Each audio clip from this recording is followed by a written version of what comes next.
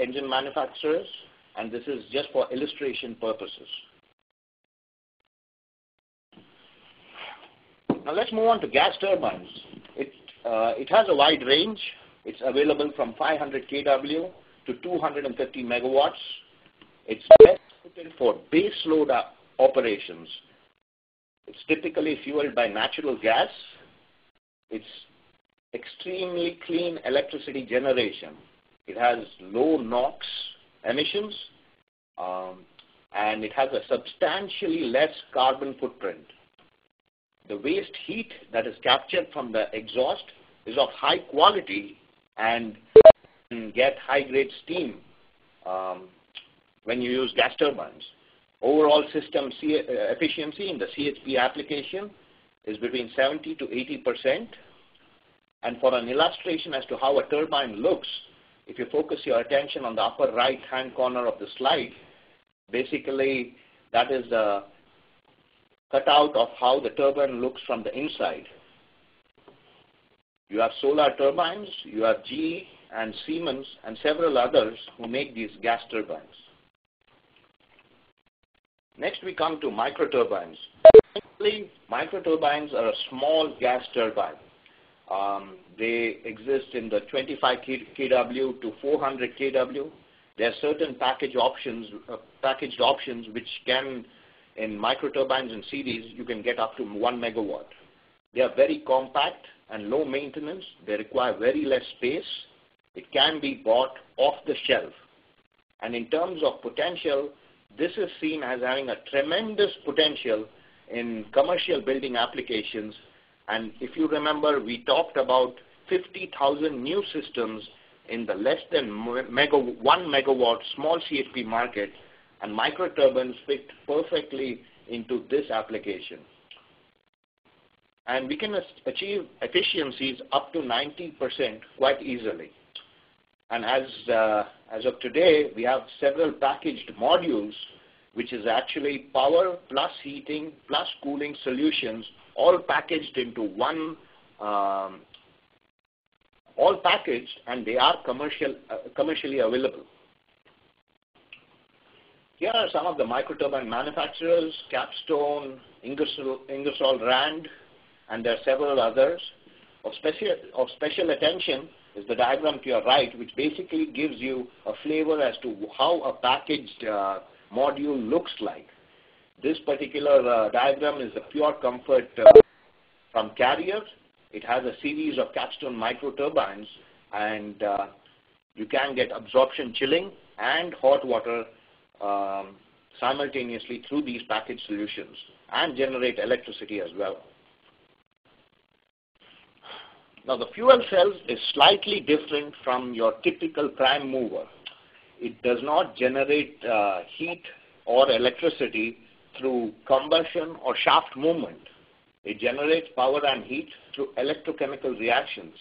It's very quiet, and it's the environmentally cleanest technology. There is zero emissions associated with fuel cells.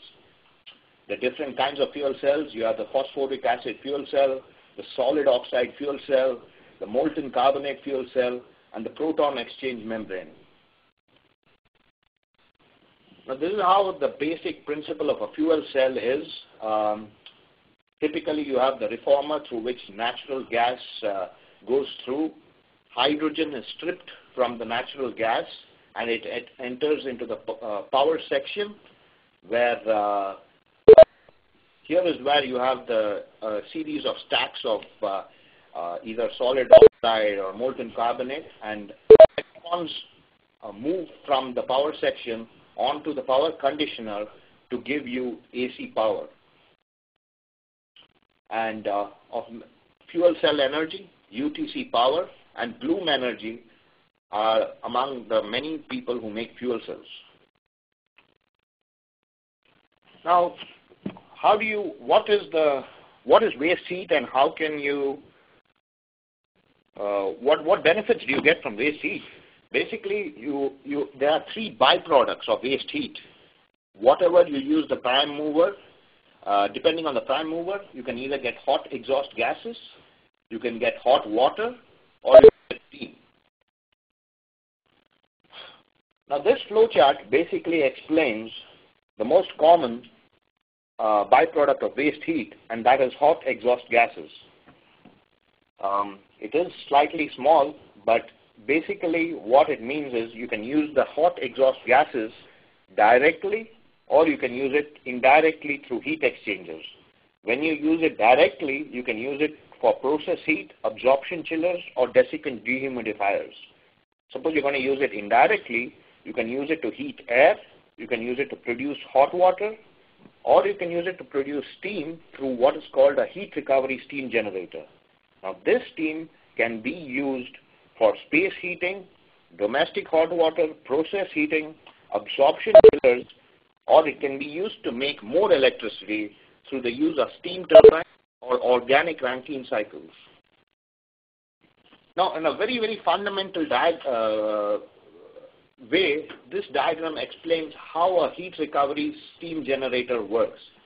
Basically, you have tubes containing water and which is being pumped, and you have heat exchange from the indirect heat exchange from the exhaust gases, which are in the temperature or having a temperature of 800 to 1200 degrees Fahrenheit coming from the prime mover. Now, heat is exchanged between the exhaust gases and the water in an indirect fashion, and that's how you get steam or hot water.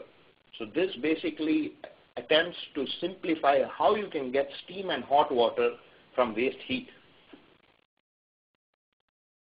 Now, waste heat to chilled water, absorption chillers principle. Basically, on a more fundamental level, you're actually generating chill water by using hot exhaust gases. Now, how does this exactly happen? Let's start in the diagram has been marked 1 through 5. Let's start at the absorber, that is 1. This is a lithium bromide / water vapor system. Lithium bromide absorbs the water vapor, and the mixed solution is pumped to the generator. Now, in the generator is where you get the heat from the prime mover. Be it a combustion turbine, be it an engine, that's where you get the heat. The heat is being captured in the generator. Now, because of this heat, the water vapor separates from the lithium bromide, and it goes to state 3, which is the condenser. Now, in the condenser, the water vapor converts to high pressure water. Then it goes to state 4, where you have the water is diverted to an orifice or an expansion valve, which basically converts the high pressure water to low pressure water. Then it